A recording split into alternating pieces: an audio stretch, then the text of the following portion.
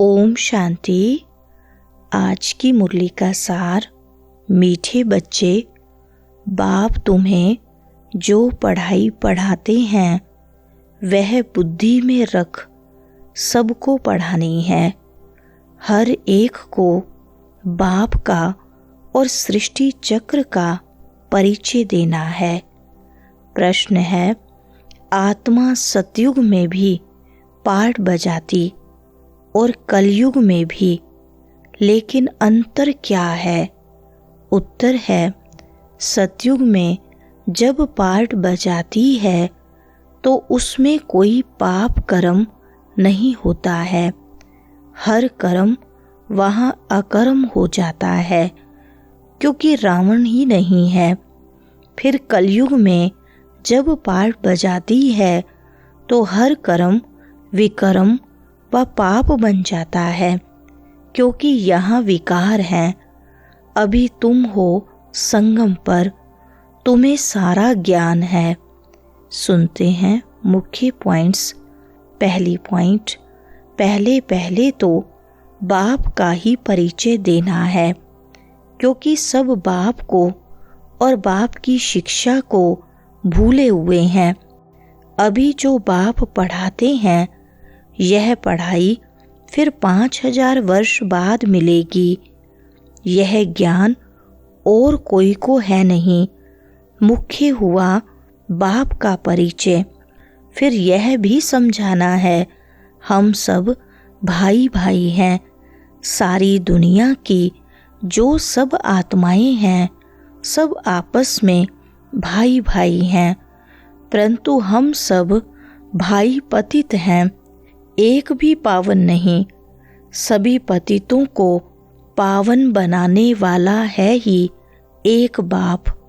दूसरी पॉइंट, पहले यह समझाओ, हम आत्माओं का वह बाप है, हम सब ब्रदर्स हैं। यह पक्का बुद्धि में बिठाओ तो सर्वव्यापी आदि का ज्ञान बुद्धि से निकल जाए। अल्फ पहले पढ़ना है। बोलो, यह अच्छी रीति बैठ लिखो। आगे सर्वव्यापी कहता था, अब समझता हूँ कि सर्वव्यापी नहीं है। हम सब भाई भाई हैं। सब आत्माएं कहती हैं गॉड फादर, परम पिता। पहले तो यह निश्चय बिठाना है कि हम आत्मा हैं, परमात्मा नहीं हैं। न हमारे में परमात्मा व्यापक है, सब में आत्मा व्यापक है। आत्मा शरीर के आधार से पाठ बजाती है, यह पक्का कराओ। तीसरी पॉइंट, सतयुग का प्रभाव बहुत भारी है। नाम ही है स्वर्ग, हेवन, नई दुनिया। उसकी ही महिमा करनी है। नई दुनिया में है ही एक आदि सनातन देवी देवता धर्म। पहले बाप का परिचय, फिर चक्र का परिचय दिया जाता है। चित्र भी तुम्हारे पास हैं निश्चय कराने के लिए। यह सृष्टि का चक्र फिरता रहता है। देवता वाम मार्ग में चले जाते हैं तो विकार की सिस्टम बन जाती है। सतयुग त्रेता में सब निर्विकारी रहते हैं। चित्र भी दिखाना है, ओरली भी समझाना है। बाप हमको टीचर बन ऐसे पढ़ाते हैं। चौथी पॉइंट, बाप अपना परिचय खुद ही आकर देते हैं। खुद कहते हैं, मैं आता हूँ पतितों को पावन बनाने, तो मुझे शरीर जरूर चाहिए, नहीं तो बात कैसे करूँ। मैं चैतन्य हूँ, सत्य हूँ और अमर हूँ। आत्मा सतो रजो तमो में आती है। आत्मा ही पावन और पतित बनती है। इसलिए कहा जाता है पतित आत्मा, पावन आत्मा। आत्मा में ही सब संस्कार हैं। पास्ट के कर्म व विकर्म का संस्कार आत्मा ले आती है। सतयुग में विकर्म होता ही नहीं। कर्म करते हैं, पाठ बजाते हैं, परंतु वह कर्म अकर्म हो जाता है।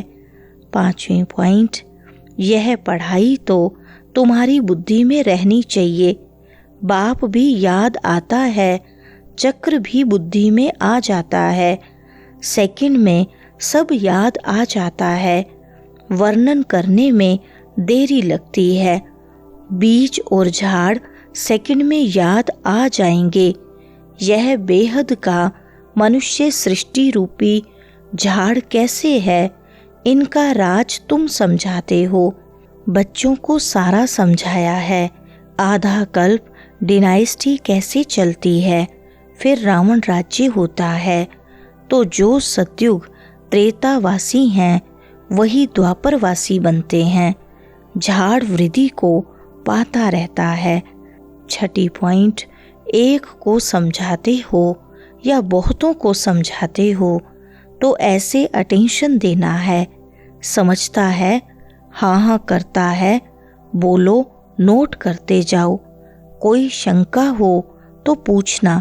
जो बात कोई नहीं जानता वह हम समझाते हैं। तुम कुछ भी जानते नहीं हो, पूछेंगे फिर क्या।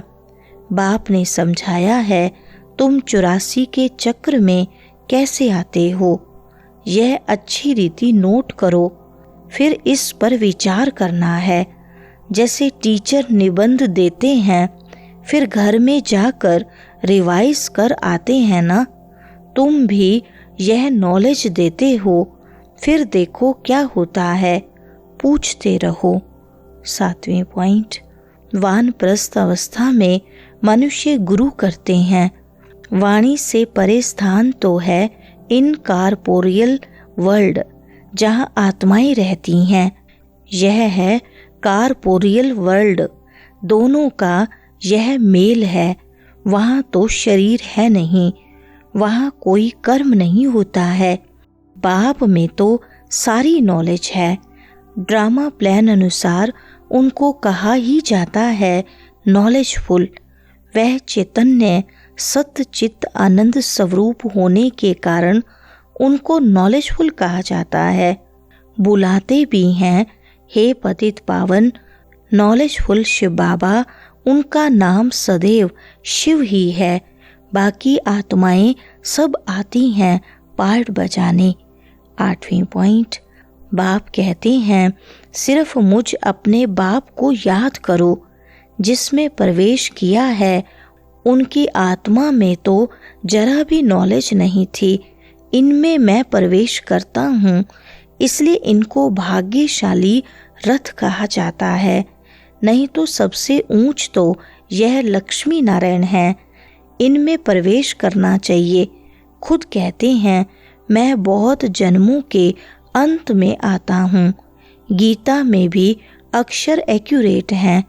गीता को ही सर्वशास्त्रमयी शिरोमणि कहा जाता है। इस संगम युग पर ही बाप आकर ब्राह्मण कुल और देवता कुल स्थापन करते हैं। बहुत जन्मों के अंत में अर्थात संगम युग पर ही बाप आते हैं। 9वीं पॉइंट, बाप कहते हैं मैं बीज रूप हूँ। श्री कृष्ण तो है सत्युग का रहवासी, उनको दूसरी जगह तो कोई देख न सके। पुनर्जन्म में तो नाम रूप देश काल सब बदल जाता है, फीचर्स ही बदल जाते हैं। पहले छोटा बच्चा सुंदर होता है, फिर बड़ा होता है, वह फिर शरीर छोड़ दूसरा छोटा लेता है। यह बना बनाया खेल ड्रामा के अंदर फिक्स है। दूसरा शरीर लिया तो उनको श्री कृष्ण नहीं कहेंगे। उस दूसरे शरीर पर नाम आदि फिर दूसरा पड़ेगा। समय, फीचर्स, तिथि, तारीख आदि सब बदल जाता है। 10वीं पॉइंट, भक्ति मार्ग में कितनी मेहनत करते हैं भगवान पास जाने के लिए। वह है मुक्ति धाम, कर्म से मुक्त। हम निराकारी दुनिया में जाकर बैठते हैं। पाठधारी घर गया तो पाठ से मुक्त हुआ। सब चाहते हैं हम मुक्ति पाएं, मोक्ष तो किसको मिल न सके। यह ड्रामा अनादि अविनाशी है, कोई कहे यह पार्ट आने जाने का हमको पसंद नहीं, परंतु इसमें कुछ कर न सकें। यह अनादि ड्रामा बना हुआ है, एक भी मोक्ष पा नहीं सकते। वह सब है अनेक प्रकार की मनुष्य मत। यह है श्रीमत श्रेष्ठ बनाने के लिए। वरदान है घबराने की डांस छोड़ सदा खुशी की डांस करने वाले मास्टर नॉलेजफुल भव। विस्तार है जो बच्चे मास्टर नॉलेजफुल हैं वह कभी घबराने की डांस नहीं कर सकते। सेकंड में सीढ़ी नीचे, सेकंड में ऊपर। अब यह संस्कार चेंज करो तो बहुत फास्ट जाएंगे।